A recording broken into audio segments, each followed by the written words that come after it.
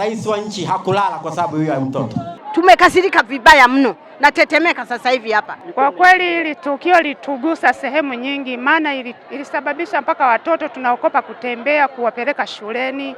Mtoto aliibiwa, mtoto alitekwa, yote majibu ni sawa, si ndio?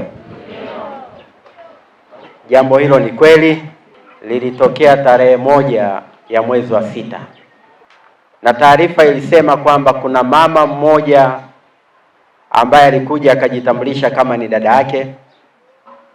Alikuja hapa shuleni akamuomba mtoto kwamba anaenda kumpiga picha hapo center ili aweze kumfungulia account benki, na maelezo hayo alimpatia mwalimu mkuu msaidizi wa shule hii.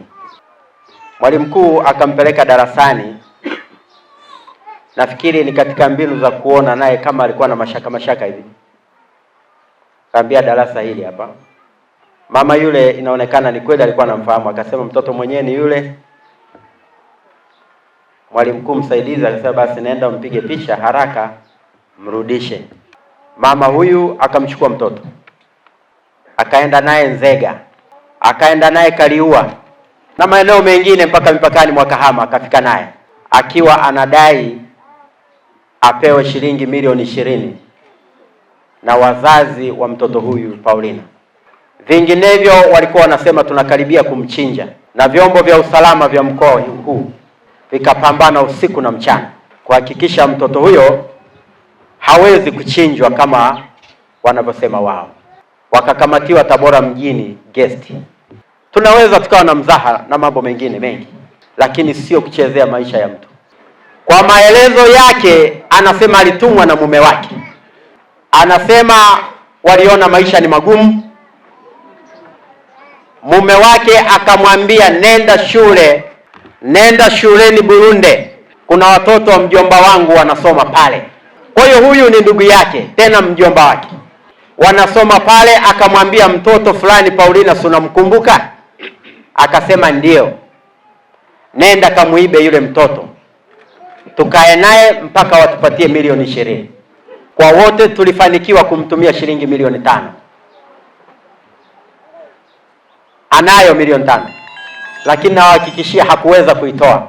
Aliyemuiba mtoto ni huyu mama, na walimu wote hapa walimuona, na watoto wanaosoma na huyu mtoto walimuona, mpaka watoto wanaogopa kuja shule kwa sababu ya tukio hili. Nimewaambia kwamba rais wa nchi hakulala kwa sababu hiyo ya mtoto. Makamu wa rais hakulala kwa sababu ya huyu mtoto. Waziri mkuu wa nchi hii amenipigia simu mara 7. Hakulala kwa ajili ya huyu mtoto. Waziri wa mambo ya ndani hata simu zake hazihesabiki kwa sababu ya huyu mtoto. Waziri wa maendeleo ya jamii nafikiri yeye hakuwahi kulala siku 10. Hili ni fundisho, si ndio? Mjitahidi kila mmoja muwe makini na watoto wetu.